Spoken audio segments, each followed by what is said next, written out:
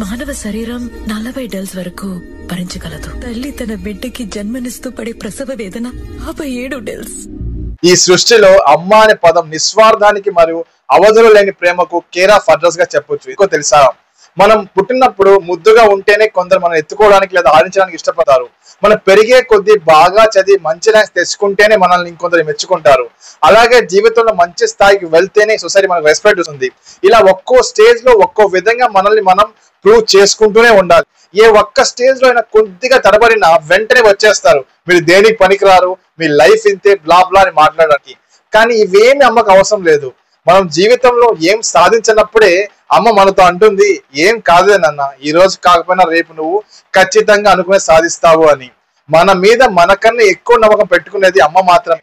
ఇంకో ఎగ్జాంపుల్ చెప్పనా, మీకు ఫస్ట్ ర్యాంక్ వస్తే అందరూ కంగ్రాచులేషన్స్ చెప్తారు. ఒక్క అమ్మ మాత్రమే నాకు ముందే తెలుసునన్నా నీకు ఫస్ట్ ర్యాంక్ వస్తుంది అని అంటుంది. అలాగే ఒకవేళ మనం ఫెయిల్ అయితే అందరూ మనల్ని నువ్వు దేనికి పనికిరావు, బ్లా బ్లా అని మాట్లాడతారు. అప్పుడు కూడా అమ్మ మనతో ఏమంటుందో తెలుసా, ఏం కాదులే నాన్న, నువ్వు కష్టపడి చదువుంటావు, పేపర్ టఫ్ గా వస్తే నువ్వేం చేస్తావు, నెక్స్ట్ టైం నువ్వు ఖచ్చితంగా పాస్ అవుతావు అంటుంది. ఇంకా చెప్పాలంటే చిన్నప్పుడు అమ్మ మనకు స్నానం చేయించి అన్నం తినించి మన మాటలకు మురిసిపోతూ మనకు పదే పదే దిష్టి తీస్తూ తనను తాను మర్చిపోయే నిస్వార్థ సేవకురాలు అమ్మ. మనం స్కూల్ కి వెళ్ళినప్పుడే మనకు పాఠాలు నేర్పి మొదటి గురువు అమ్మ. అలాంటి అమ్మకు చదువు అవసరమే లేదు.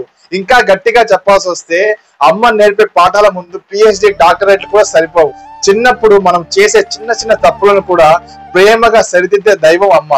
ఫైనల్ గా మార్చి చెప్తున్నా, అందరూ మనల్ని చూశాక మనల్ని ఇష్టపడితే మనం అమ్మ కడుపులో పడ్డ క్షణం నుండి మనల్ని చూడక ముందే మనల్ని తనకంటే ఎక్కువగా ప్రేమించేది ఈ సృష్టిలో అమ్మ మాత్రమే. అలాంటి అమ్మ గురించి మాటల్లో వర్ణించడం చాలా కష్టం. అందుకే కాబోలు ఈ సమస్త సృష్టిని అమ్మతో పోలుస్తారు. అలాంటి అమ్మను దయచేసి బాధపెట్టకండి. ఆకలైందంటే నువ్వే తిని పెంచాలి, ప్రతి మెతుకు నా బ్రతుకని పెంచేలా.